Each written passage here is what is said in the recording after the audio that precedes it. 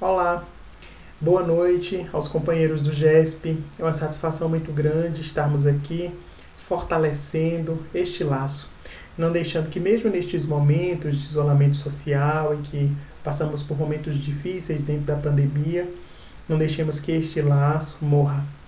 Então, é uma satisfação muito grande podermos estar juntos. Na noite de hoje vamos falar sobre educar na crise, tendo como base o livro de Lúcia Moisés, Deus confia nos pais. Antes vamos fazer a nossa oração, pedindo sempre o contato com Deus, pedindo sempre a proteção divina. Então, buscando intimamente os panoramas do silêncio, os panoramas da harmonia, da presença divina dentro de nós, vamos agradecer a Deus pela oportunidade de, neste momento, entrarmos em contato com Ele, agradecer a Ele por termos as luzes do Consolador prometido que fortalecem os nossos corações e nos darão as possibilidades para passarmos por este momento com maior tranquilidade. Envolve-nos, Senhor Deus, abençoando a humanidade inteira, abençoa todas as famílias, abençoa, Senhor, a nossa nação, envolve os nossos companheiros e permite que sejamos por Ti inspirados e iluminados. Permanece conosco, Senhor, hoje para todo sempre, que assim seja. Então, a nossa companheira Lúcia Moisés vai escrever-nos neste livro muito bom, conselhos a respeito da educação, a respeito então dos temas em família. E é para nós uma satisfação muito grande podermos trabalhar este tema, educar na crise. É interessante notarmos que Allan Kardec já vai estabelecer que a educação é o processo então de transformação dos caracteres e é através da educação que se transforma a sociedade. Kardec, na qualidade de um pedagogo, de alguém que trabalhava muito próximo com os temas da educação e tinha um cabedal de conhecimento teórico muito grande, vai aplicar estes conhecimentos dentro daquilo que mais tarde transformou-se a doutrina espírita. Então teremos dentro dessa doutrina não só os pontos pedagógicos, onde ele estabelece para o nosso próprio aprendizado, de que maneira a construção de cada uma das obras, a participação então dos temas e a divisão deles, encadeando-os, como também vai colocar dentro da educação os pontos necessários para podermos transformar a humanidade. É claro que quando Lúcia Moisés nos fala de educar na crise, ela não estava falando especificamente deste momento da pandemia, mas ali teremos diversos conceitos que podem ser aplicados agora. Sabemos, através das informações do plano espiritual, que o planeta Terra, catalogado dentro da classificação kardeciana como um planeta de provas e expiações, prepara-se para atingir o patamar de planeta de regeneração. Porque assim como as pessoas, os planetas também evoluem. Então o nosso globo parte desse planeta de provas e expiações, onde então o mal sobrepuja o bem, onde ainda viveremos com diversas dificuldades, não só materiais como morais, para o planeta de regeneração, que ainda não é o planeta da felicidade sem jaça, mas que representa o momento em que o bem consegue suplantar o mal. Então é a circunstância onde ainda existe o mal, mas o bem toma um patamar maior. Ele consegue estar à frente das conquistas e do desenvolvimento humano. Então passamos deste momento para o outro, neste conjunto de transição planetária que Allan Kardec já havia estabelecido desde o livro A Gênese. Nós teremos ali, como ele começa a discorrer, que este momento é um momento de transição, em que parte deste novo mundo, ou dessa nova estrutura do globo, está presente, convivendo com as velhas estruturas. E é justamente isso que nós conseguimos analisar dentro do planeta Terra. Então, se observamos os direitos humanos, Enquanto há várias propostas e discussões para a modificação, para a dignificação da criatura humana, para acabarmos com os preconceitos e lidarmos melhor com os seres humanos, há ainda outros dos nossos companheiros dentro de uma mentalidade arcaica que não conseguem estabelecer ou não conseguem vislumbrar os patamares melhores para os nossos irmãos, os seres humanos, que não conseguem respeitar as diferenças, que não conseguem estabelecer, então, o contato e reconhecer que cada um de nós terá o seu valor. Então, percebamos que as estruturas novas e antigas estão dentro do mundo.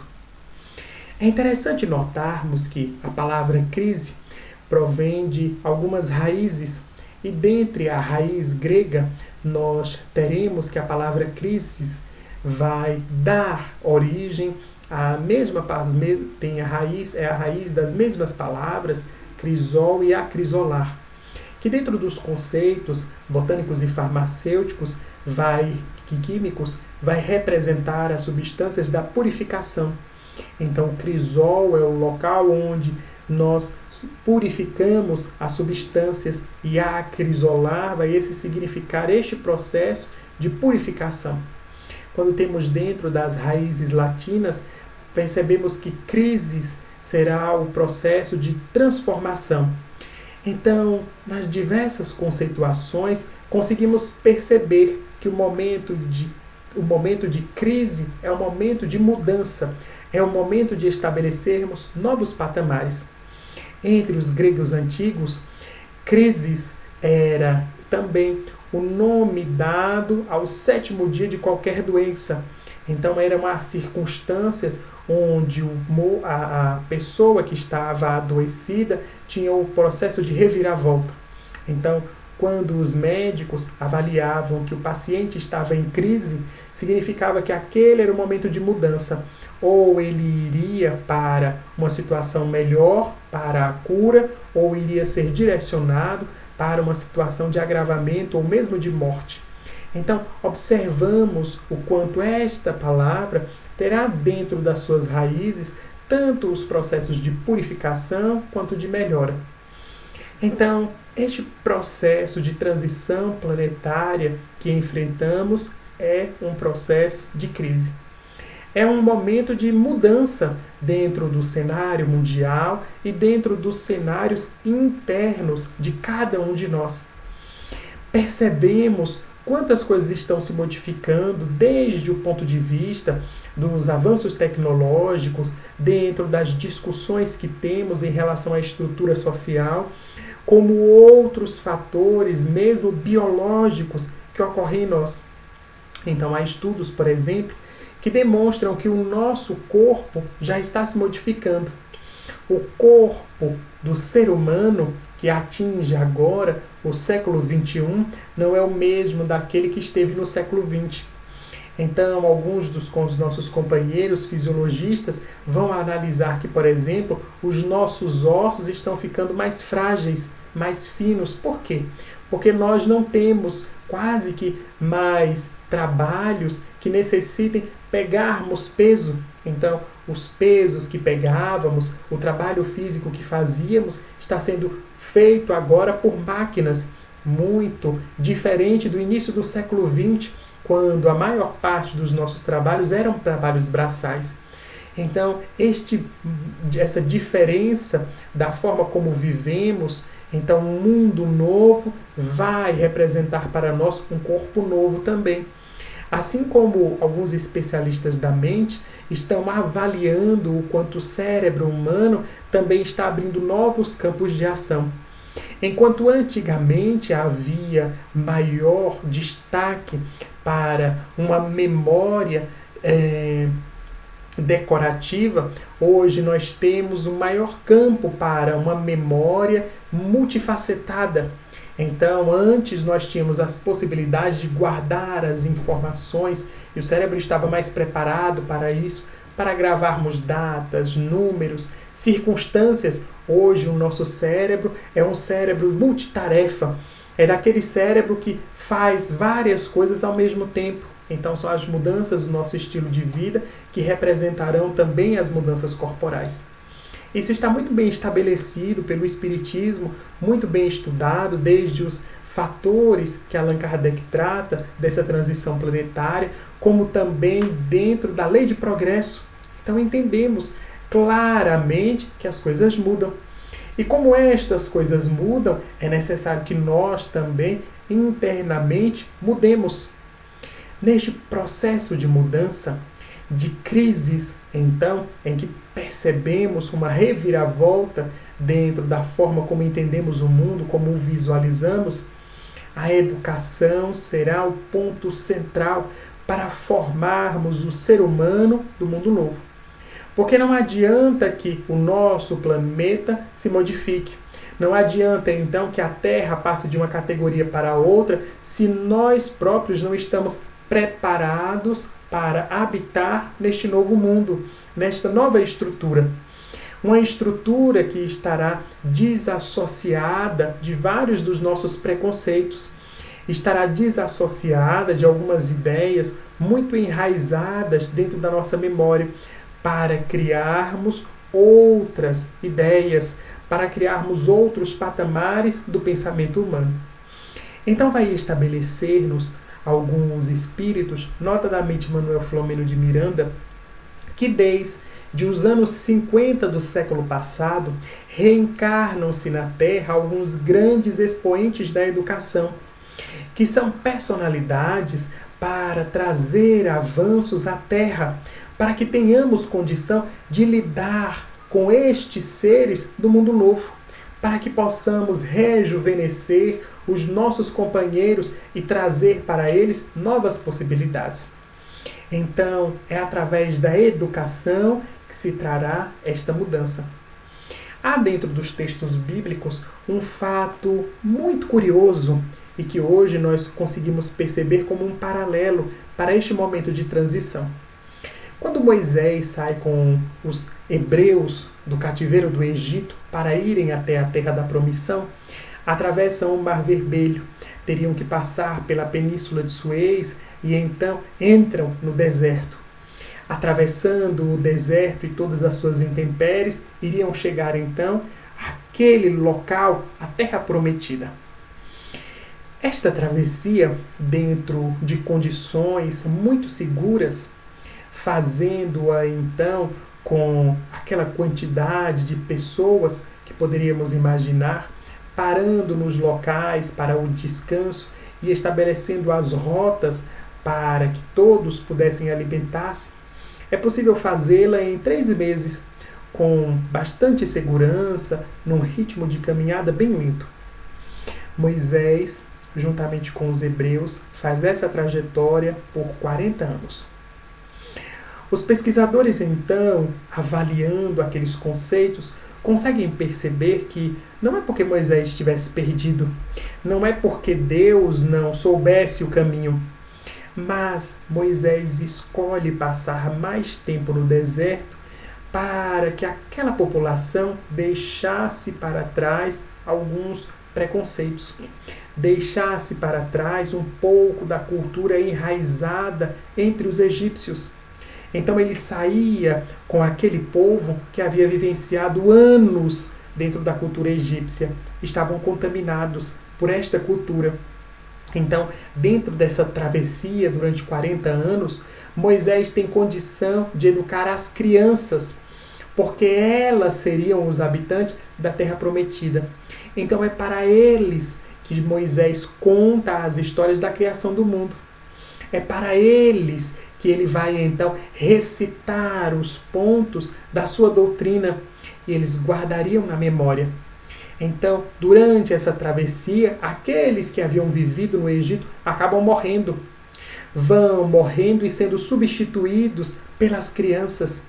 Quando os hebreus chegam à Terra Prometida, não eram mais aquele povo. Não estavam mais nas mesmas condições. Todos estavam muito bem educados.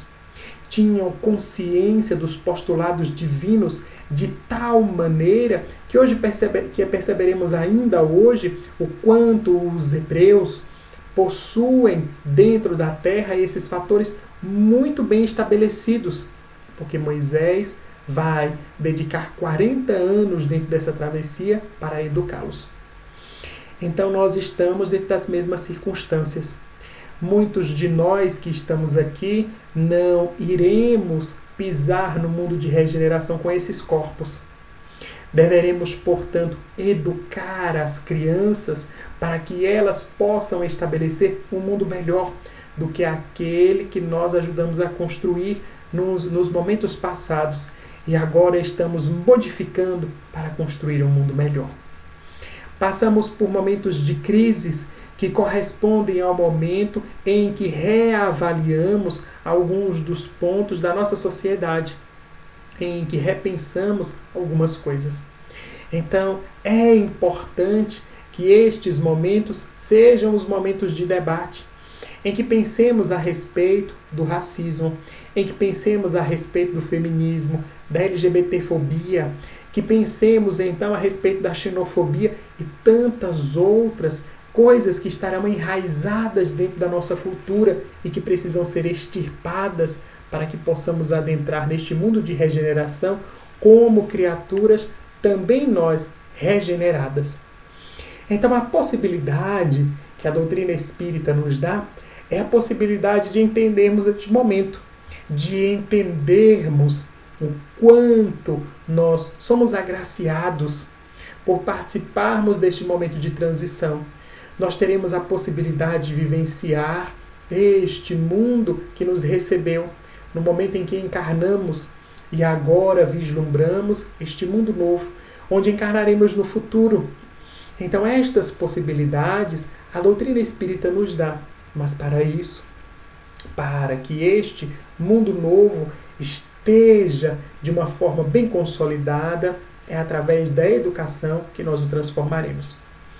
Então, desde 1950, personalidades como a doutora Maria Montessori vêm encarnar no mundo para falar-nos a respeito de uma nova pedagogia, de não colocarmos as crianças como sendo tábuas rasas ou uma folha em branco, mas para valorizarmos as suas experiências, para valorizar então o que elas podem nos proporcionar e saber então que existem ali alguns desses caracteres que precisam ser modelados.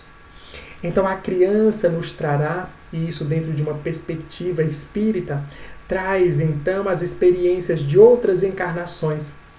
E dentro destas experiências nós poderemos ali rearranjá-las, conseguindo então manejarmos estas experiências para que elas sejam purificadas, deixando para trás alguns vícios também que ressumam das outras existências como parte dessa herança e que sejam substituídos pelas virtudes, dando espaço então para novas possibilidades, para então os pontos da felicidade entre as criaturas humanas.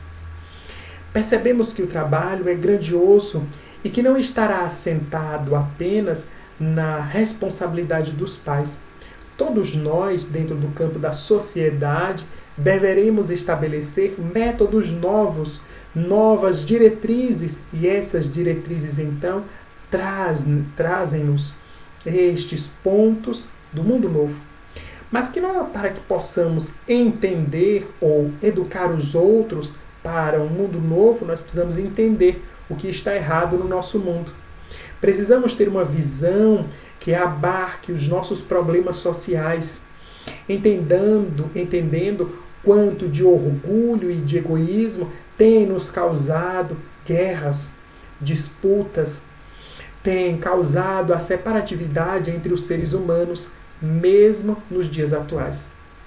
Então vamos perceber as dificuldades a respeito do racismo, desde quando ele é colocado dentro da nossa sociedade, quando o seu surgimento vai perder-se na noite dos tempos até os dias atuais. Observemos o quanto a nossa epiderme tem tido um valor superestimado dentro da nossa sociedade. O quanto mesmo hoje, algumas culturas, apenas por a pessoa ter uma epiderme de cor diferente, simbolizará um processo de agraciamento divino ou de castigo. Na Idade Média, quando então as grandes navegações faziam com que os europeus chegassem até os impérios africanos e até as terras da América, sobrepujando estes povos e escravizando-os, perceberemos que a Igreja Católica lançará uma bula, dizendo então o Papa da época que os negros não tinham alma, e era a forma como a Igreja tinha de ratificar a escravidão. Então, se os negros não têm alma, eles não são seres humanos. Podem ser vendidos e utilizados como se fossem animais. Ainda hoje o pensamento é o mesmo, o que nos levará a perceber o quanto dentro da nossa sociedade ainda discriminamos as pessoas. Se não teremos a escravidão dentro daqueles pontos da servidão, ainda teremos o olhar discriminatório. Ainda perceberemos que o nosso pré-julgamento perpassa pela cor da pele e muitas vezes sequer passa dali, analisando as pessoas apenas pelo que elas podem nos parecer, apenas pelo que há ali na sua aparência, sem deixar que lhes toquemos dentro da sua essência. Observemos o quanto as mulheres ainda hoje estão numa condição subalterna dentro do mundo, porque não conseguem salários compatíveis com os salários masculinos, mesmo desempenhando as mesmas tarefas, mesmo tendo a mesma qualificação profissional. Perceberemos o quanto ser mulher dentro da nossa sociedade, ou ser negro dentro da nossa sociedade, é um dos fatores de risco, porquanto negros e mulheres estarão dentro das nossas estatísticas mais vulneráveis. São eles os alvos de todos os tipos de violência, e o quanto isso é ainda estarrecedor. Observaremos que neste ano de 2020 completam-se 100 anos nos Estados Unidos do direito das mulheres a voto. Então há apenas 100 anos as mulheres lá conseguiram o direito a votar. Mas se em 1920 elas conseguem o direito a voto, apenas em 1965 as mulheres negras conseguem votar dentro daquela sociedade.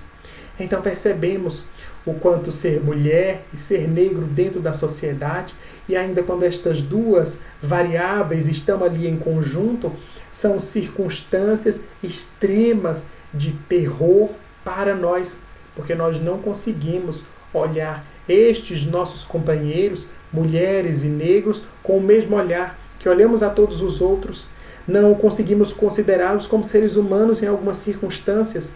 O quanto isso é difícil, o quanto isso ainda é resquício das eras da própria barbárie. Hoje teremos maiores amplitudes dentro do discurso a respeito da diversidade sexual. Se antes a homossexualidade era considerada um distúrbio mental, uma doença mesmo, necessitando de tratamentos, hoje já entendemos que a orientação sexual é diversa, que cada um de nós tem a possibilidade de, dentro dessa diversidade, manifestar-se. Não existem duas caixas de homem e mulher, mas existe toda uma diversidade que corresponde à individualidade de cada criatura. Então todos nós somos livres e deveremos ter as possibilidades de manifestar a nossa afetividade. Percebemos o quanto ainda hoje muitos dos nossos companheiros são mortos por expressarem esta diversidade em público, porque outras pessoas vão taxar-lhes de uma forma muito pejorativa, e assim percebemos o quanto ainda há de orgulho e de egoísmo dentro da nossa sociedade. Fatores à conta da xenofobia ainda existem hoje. Embora a grande migração das populações seja algo que remonte ao princípio da humanidade, perceberemos o quanto o outro pode parecer uma ameaça para nós. Vivenciamos desde o ano 2016, aqui no nosso país, um fenômeno sui generis, porquanto o nosso país vizinho, a Venezuela, passa por uma crise. É uma guerra civil instalada dentro do país, que fez com que milhares de pessoas, dentro das estatísticas, mais de 5 milhões, passassem de lá fugindo do seu país, indo tanto para o Brasil quanto para outros países fronteiriços. E o quanto estes venezuelanos são mal vistos dentro do Brasil, num ato então de xenofobia. E nos esquecemos de que esta terra, este país, é feito da miscigenação de várias culturas, de vários outros povos. Então deveremos abrir os nossos braços também para eles. Por que temos medo daquele que é diferente? Daquele então que terá uma outra cultura? Todos poderemos conviver juntos. Então, quando percebemos esses diálogos bem atuais, esses diálogos presentes dentro da nossa sociedade, eles são o campo ótimo para podermos educar as nossas crianças. É dentro deste campo de discussões que nós poderemos criar os frutos para educar as crianças, para não repetirem os mesmos erros que nós temos, para que eles não apontem aos outros com estes preconceitos, para que não cultivem este mesmo orgulho que muitos de nós ainda cultivamos, que muitos de nós cultivávamos até há pouco tempo. Então, termos esta possibilidade de educar as crianças, mas termos o olhar atento para o mundo atual. Então, a forma de educarmos corresponde a identificarmos as dificuldades da nossa sociedade e podermos, de alguma maneira, estabelecermos os pontos para o nosso futuro. Então, além de todos estes questionamentos, de todo esse campo para discussões, ainda teremos outras coisas. Poderíamos falar também a respeito da ecologia, poderíamos falar dos termos a respeito da paz, da diplomacia, poderemos falar das diferenças entre aqueles que têm deficiências e aqueles que não têm, e assim sucessivamente. Mas, na qualidade de espíritas, também não podemos nos esquecer de apresentar Deus às crianças. Não podemos nos esquecer de passar a eles os recursos da religiosidade. Aqui não estamos falando a respeito de uma educação rígida, de alguém que quer impor ideias religiosas, mas de alguém que apresenta aquilo que lhe faz bem para as outras crianças, para os seus filhos e para aqueles que são sob a sua tutela. O Espírito Joana de Ângeles vai nos dizer que na condição de pais, nós nos colocamos em relação às outras crianças, lhes escolhendo o local para estudar. Nós lhe compramos roupas, lhes damos os alimentos, de acordo com as nossas possibilidades e as nossas escolhas. Então, nada mais justo que também podermos suprir-lhes as necessidades religiosas, de acordo com o alimento que nós lhe podemos dar. Então, se temos nós próprios o nosso pensamento religioso, ele será o alimento que poderá fortalecer e sustentar as nossas crianças. Dentro desse ponto, e estaremos oferecendo a eles. Quando tiverem a possibilidade, eles poderão escolher ou ficar com este pensamento religioso que nós lhe oferecemos ou mudar para um outro. Mas o mais importante não é a religião em si, são os pontos que conseguem elevar as criaturas. É aquilo que consegue, então, passar a elas os valores positivos a respeito daquilo que acreditamos. Então, quando falamos de Jesus, não estamos falando ali apenas de uma figura religiosa, de um revolucionário, de alguém que a seu tempo apresenta ideias muito adiantadas para a cultura da época. Estamos falando de alguém que nos ensina a amar. Estamos tratando de alguém que nos disse que, perdoando as outras pessoas, que tendo um olhar de compaixão para com os erros dos outros, nós conseguimos fazer uma sociedade diferente.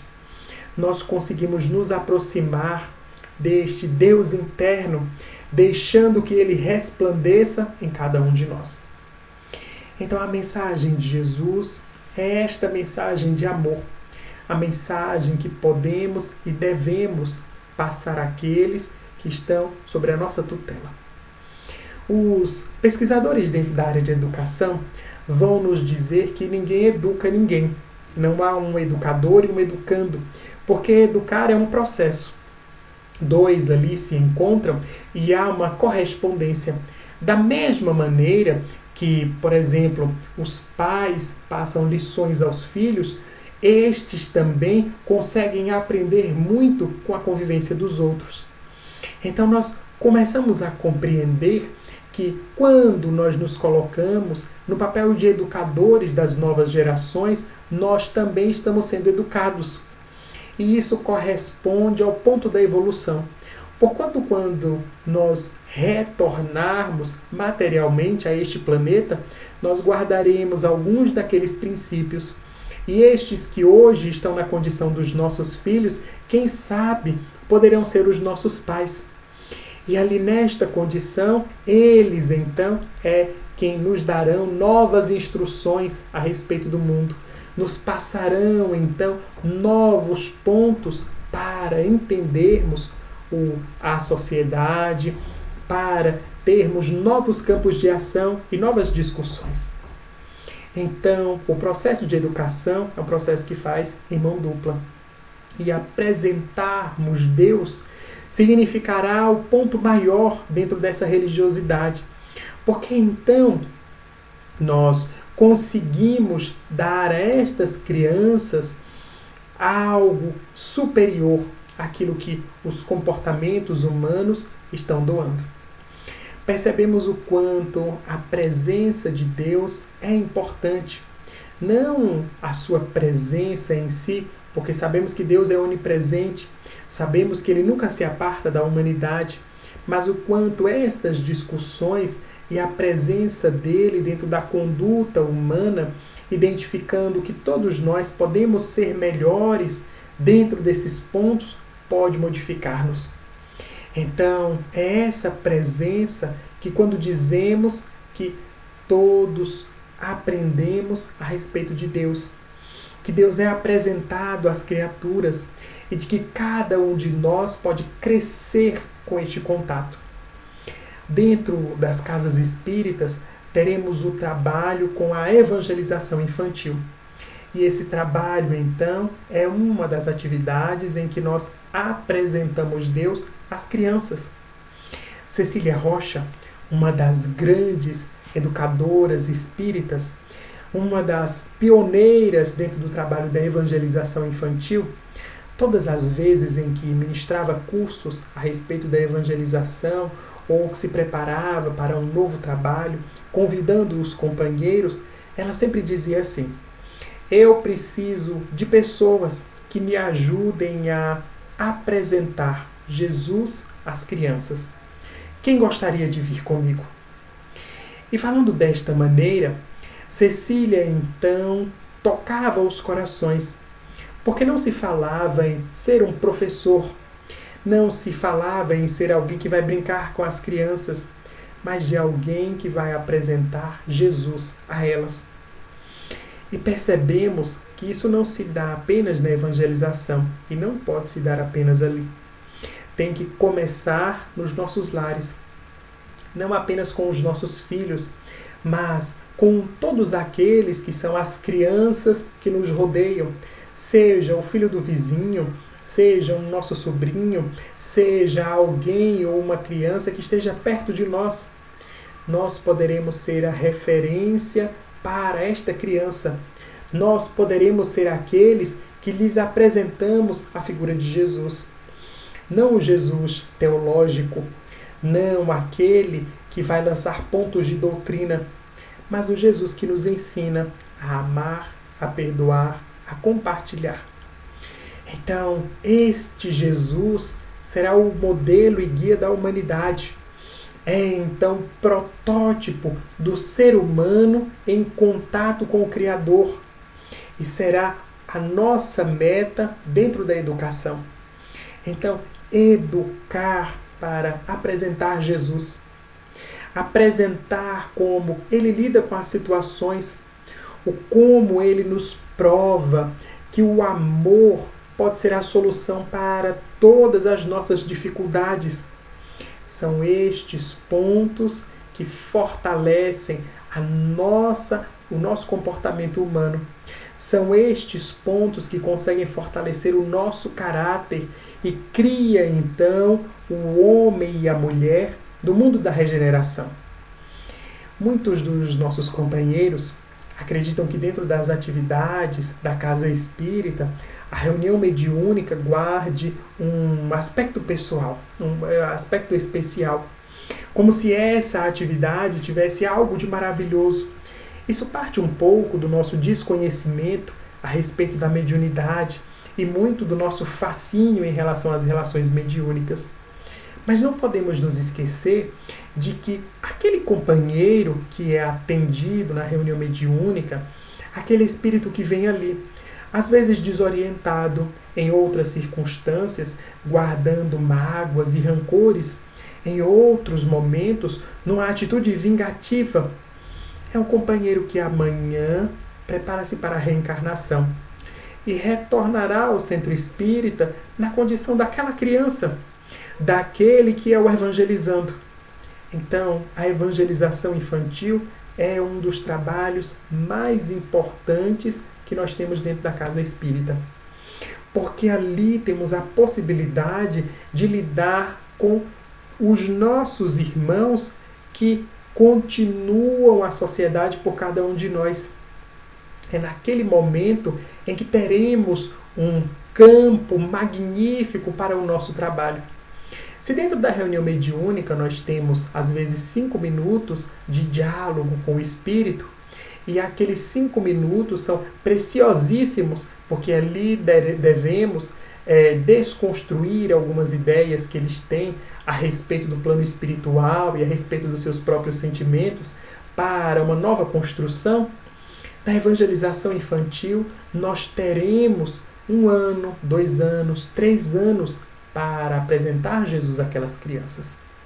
Se dentro da reunião mediúnica aqueles companheiros vêm ainda aturdidos, trazendo as emoções à flor da pele, na evangelização infantil, aquelas crianças têm as lembranças das vidas passadas adormecidas pelo véu do esquecimento.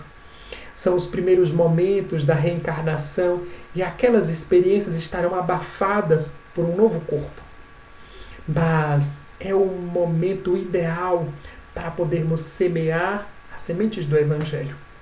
É o momento, então, em que Jesus entrega a cada um de nós estes novos irmãos para que estejam conosco e possam estar ali atentos para estes momentos, que são os momentos da regeneração. Eu tenho alguma experiência dentro dos trabalhos da evangelização infantil. E dentro destes trabalhos, eu tenho notado o quanto Jesus realmente consegue modificar a conduta humana. Nós trabalhamos em quase o período todo da experiência que temos com a evangelização infantil com crianças muito carentes. Em alguns momentos, trabalhamos em comunidades muito difíceis, onde as crianças convivem com o tráfico de drogas. Então, a figura do traficante, papelotes com drogas para elas, são algo que fazem parte do dia a dia. Elas convivem com pessoas com munição pesada nas esquinas de casa. Conhecem, então, dentro da sua comunidade, quem são aqueles que vendem. E, em alguns momentos, a polícia para eles é o vilão, porque matam o seu vizinho, matam o seu primo e assim sucessivamente. Então percebemos a inversão de valores que estará ali. E nessas comunidades, nós percebemos o quanto poucas dessas crianças têm a figura de Deus apresentadas a elas. Alguns deles veem tanto a violência que a violência parece ser natural. e eles acabam por reproduzir aqueles comportamentos violentos. Então, nestes pontos, nós conseguimos entender que a evangelização está ali para trazer-lhes uma outra visão de mundo, para que eles possam perceber que existem afetividade. Então, há crianças que não sabem abraçar. E a gente vai abraçar a criança e ela fica sem jeito, porque ninguém nunca a abraçou. Os contatos de carinho não são algo que estejam próximos da vivência dela. Nós também trabalhamos com algumas outras crianças em situação econômica muito melhor. Alguns mesmos filhos de religiosos. E quando chegamos para este trabalho, algo que nos impactou foi perceber que estas crianças também não conheciam Jesus. Mesmo sendo filhos de religiosos, é como se os pais nunca houvessem falado com elas a respeito da figura de Jesus, nunca lhes tivessem apresentado esta figura, e nós então ficamos estarrecidos. Percebemos que não é apenas um problema social.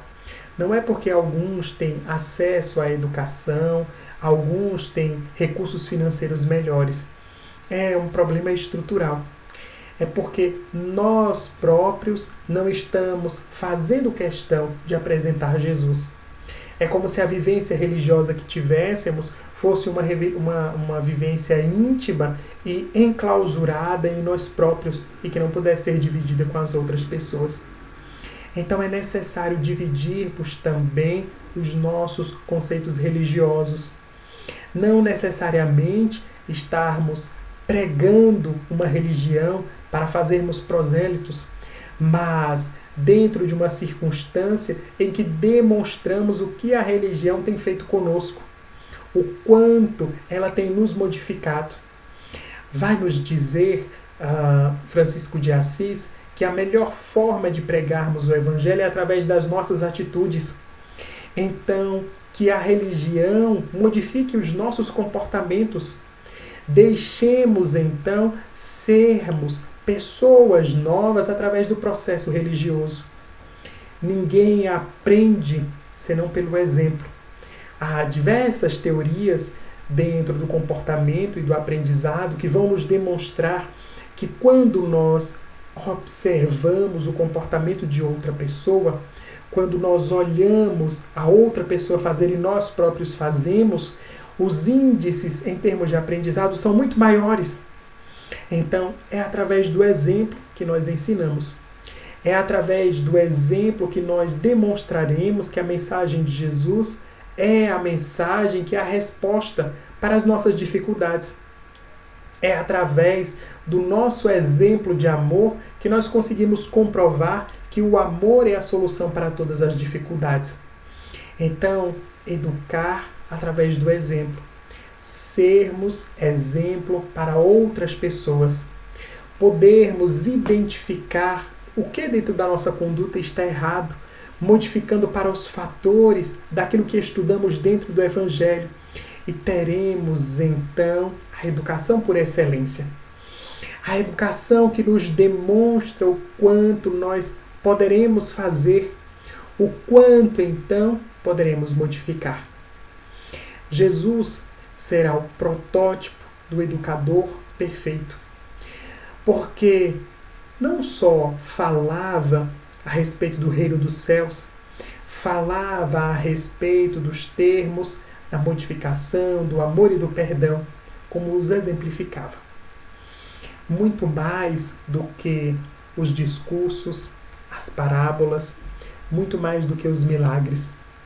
A forma como se portava em relação às outras criaturas é que conseguiu arrastar as multidões.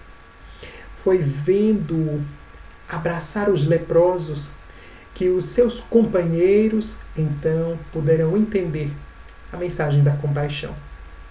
Foi observando soerguer a mulher adúltera que os seus companheiros aprenderam a respeito do feminismo. Foi então salvando o escravo do centurião romano que eles fizeram as suas reflexões a respeito da xenofobia.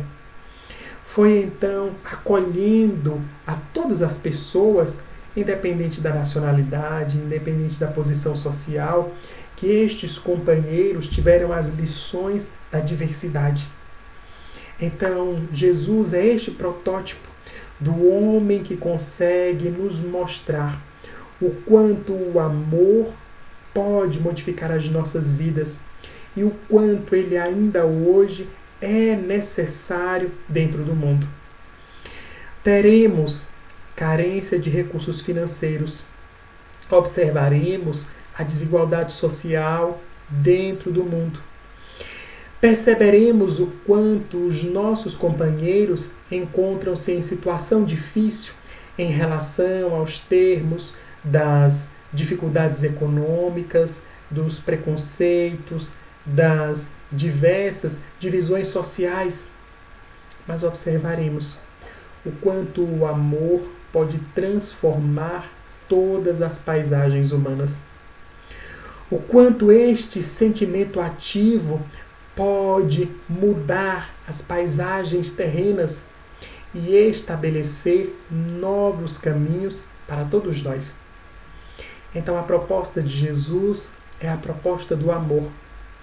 É a proposta de que esse amor transforma os corações, de que este amor consegue conduzir as criaturas. E assim fazendo, ele então desperta em nós os pontos maravilhosos da criação. Porque as virtudes estão em nós. Elas precisam apenas ser alimentadas, serem fortalecidas, para que se expandam e tenham a possibilidade de brilhar dentro do mundo. É por isso que Jesus vai nos dizer: brilhe a vossa luz. Deixe então que esta mensagem, que é a mensagem da vida eterna, possa brilhar dentro do seu coração. Há uma passagem evangélica contada-nos pelo Espírito Humberto de Campos, que vai nos dizer que Judas, na condição de um dos apóstolos de Jesus, encontrava-se um tanto quanto desorientado dentro daquele meio. Os outros companheiros olhavam-no com um olhar diferente. Dentro dos 12 apóstolos escolhidos por Jesus, 11 deles eram provenientes da região da Galileia. Apenas Judas era da região da Judeia. Isso representava, naquele momento, que os 11 eram de uma região bucólica, como um interior, enquanto Judas fosse alguém da capital. Alguém que então tivesse maiores recursos, era intelectualmente superior aos outros, era aquele que sabia ler e escrever, tinha uma intelectualidade. E dentro daquelas condições, ainda assim, titubeava diante da postura do mestre. Os companheiros observavam que amor ele tinha o ouro. Ele fora o que instituíra entre os companheiros uma pequena caixa coletora. Trazia um saco de moedas e todas as moedas que eram doadas à comunidade, ele as recepcionava. Jesus dava-lhe instruções para que pudesse dividir aquele dinheiro entre os pobres, mas ele sempre guardava um pouco, atestando que no futuro poderiam precisar de uma certa quantia. Era a sua segurança. Os companheiros olhavam então de relance, observando-o com certa reserva, e Judas percebia que não era amado entre aqueles 12. Naquelas circunstâncias, eles deslocavam-se da Galileia para a região da Judeia. Passavam por locais muito áridos e, observando numa tarde o sol a pino, eles então estavam exauridos. Os companheiros andavam de pés arrastados quando alguém observa ao longe uma tamareira, junto da qual um pequeno regato. Era uma fonte de água e todos correm. Correndo então, Judas sai à frente e, deitando-se para tomar da água, ele o faz com precipitação. Vai então buscando e sorvendo a água em altos goles. Toma-lhe, toma-lhe. quando os outros chegam, percebem que a pequena fonte não trazia mais a água pura, porquanto na sua avidez ele havia revolvido a lama que estava no fundo. A água que antes era límpida e clara, agora estava barrenta. Os companheiros então começam a reclamar. Vê, Judas, o que fizeste? Observa, então, que agora não teremos uma água pura para beber. Eis, então, o que tu és entre nós. E assim dizendo, tocam profundamente os seus sentimentos. Eles ficariam ali algumas horas, aguardando então que toda a lama pudesse se decantar, até que a água tornasse-se novamente límpida para o consumo. Continuam a jornada. Judas vai mais atrás. Deixa que os companheiros sigam à sua frente. Nesta circunstância, Jesus também atrasa o passo para acompanhar aquele apóstolo. Judas não esconde o descontentamento e vai então dizendo: Mestre, será que eu não valho nada? Será que realmente, como os companheiros dizem, eu serei um ser desprezível? Jesus medita naquelas palavras, observa a paisagem e depois de alguns minutos de silêncio lhe dirá: Judas, naquela fonte na qual tu descedentaste a tua sede, tens a imagem perfeita das criaturas humanas. Todas elas possuem água límpida, mas trarão ao fundo uma certa quantidade de lodo. São as heranças, são as experiências do insucesso. Quando nós vamos ávidos e violentos em relação a elas, acabamos por revolver a lama que está no fundo, e aquela água antes límpida torna-se então barrenta. Percebe, Judas, que para lidar com as criaturas humanas é preciso ter paciência, é preciso ter tato, para podermos sorver delas apenas a água límpida, para termos a possibilidade, então, de lhes beber aquilo que está por cima, o que há de melhor em cada um deles. Haverá o dia em que as criaturas não terão mais o lodo do fundo, em que serão puras, mas por ora é preciso ter este cuidado, aproximar-se com maestria para poder sorver o que de melhor há em cada um. A educação nos demonstrará que todos nós trazemos uma fonte límpida. Todos possuímos a água, então, que pode descedentar a sede. Mas, por ora, ainda temos um pouco de barro. O lodo dentro de nós, que corresponde aos nossos atavismos ancestrais. As experiências de insucesso que trazemos por diversas encarnações. Neste momento, estamos no processo de purificação. É a crise, acrisolando a cada um dos nossos componentes para nos dar a possibilidade de ingressarmos tranquilamente dentro do mundo da regeneração. Para educarmos, precisamos ter cuidado, ter a sensibilidade, a mansuetude, o toque, mas não deixarmos nunca de saber que todos os nossos companheiros possuem algo de bom para contribuir conosco. Então, dentro destes pontos, que possamos desempenhar a nossa tarefa enquanto educadores, disponibilizando aos nossos companheiros aquilo que há de melhor em nós, para podermos também nos beneficiarmos com o que há de melhor nos nossos companheiros. Então agradecemos esta oportunidade, este momento, e vamos finalizar fazendo a nossa oração, desejando aos nossos companheiros reflexões a respeito do tema. Então, fechando os nossos olhos, vamos dizer muito obrigado, Senhor Jesus, pelo teu amor para conosco. Muito obrigado, porque este amor consola os nossos corações, nos dá as possibilidades de entendermos um pouco mais e fortalece a nossa fé.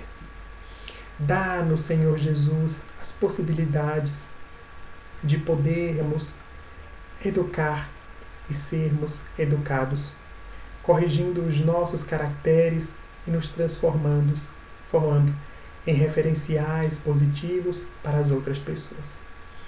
Abençoa-nos, Senhor Jesus, hoje, para todo sempre. Que assim seja. Muito obrigado a todos. Fiquem em paz.